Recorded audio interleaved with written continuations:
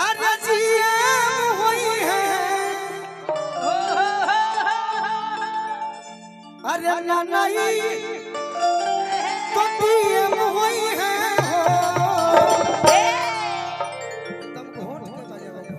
एकदम साफ घोट जा रहा हूँ।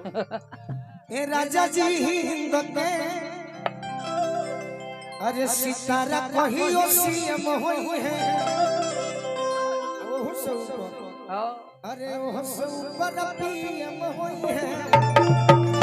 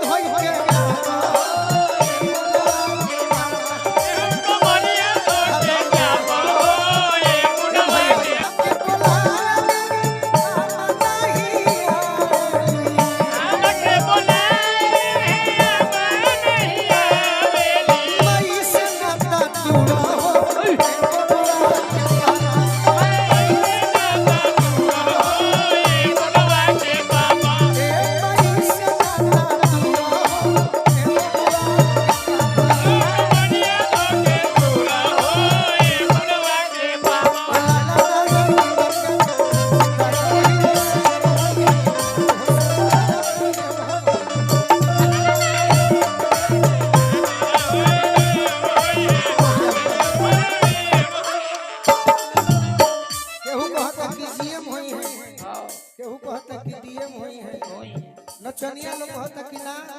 ये तो सीएम हुई है आ गोलू चंदन कहता है कि हमारे भतीजा पीएम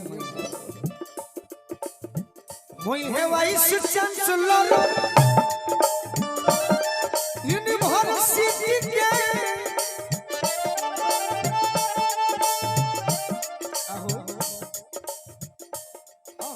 देखो तनी हुई है वाइस चांसलर यूनिवर्सिटी के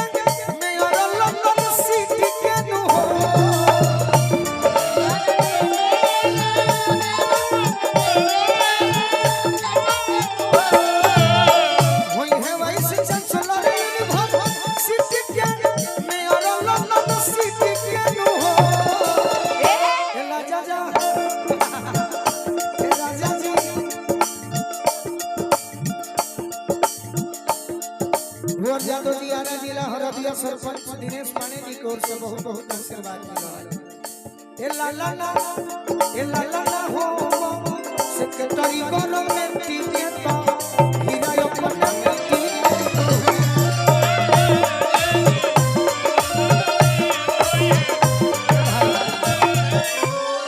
दुनिया के सबसे महत्वपूर्ण आशीर्वाद मिलता है एगो बिहार पुलिस के जवान और हमें हमारा बीके उपाध्याय जी की ओर से माई से मनाई कि हमारा विनोद भैया सब कलाकार खातिर और एक न एक दिन आरा के एसपी बन जाए कि तनी हमनी के फायदा रहे। धर्माकुली पटना जंक्शन के बॉडीगार्ड साहब की ओर से बहुत बहुत आशीर्वाद। सर रौरा एसपी जरूर बनब एक न एक दिन, ढेर दिन टाइम ना लगी, 2-4 साल में हमनी के परवी को के बनवाई है। के कर मामा विनोद भैया के मामा जी ए लाला नाही ए लाला ना हो सेक्रेटरी गवर्नमेंट टीवी हीरा अपन टीवी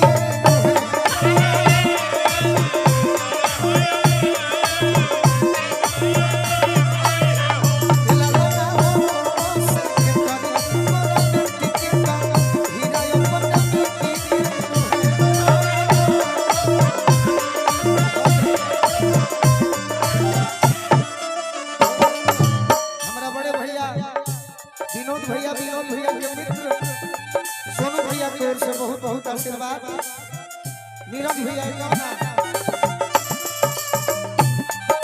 अच्छा पटना घूम अभी रुक भाई लाला ना हो से देखरी और अपने के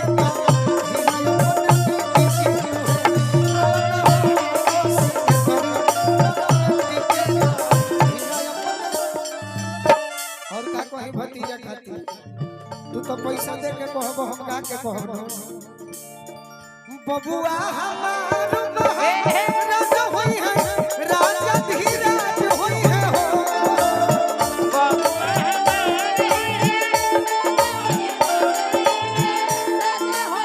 अरे बबुआ हमार महाराज होई है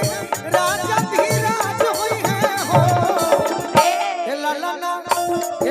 ना धातु में हीरा पोखराज होई है सिरावा के ताज होई है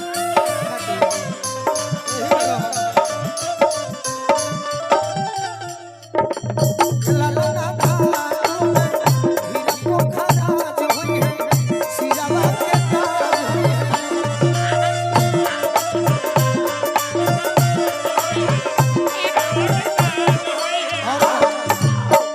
बबुआ हमारी तो साली होई है बापरस खानदानी होई है हो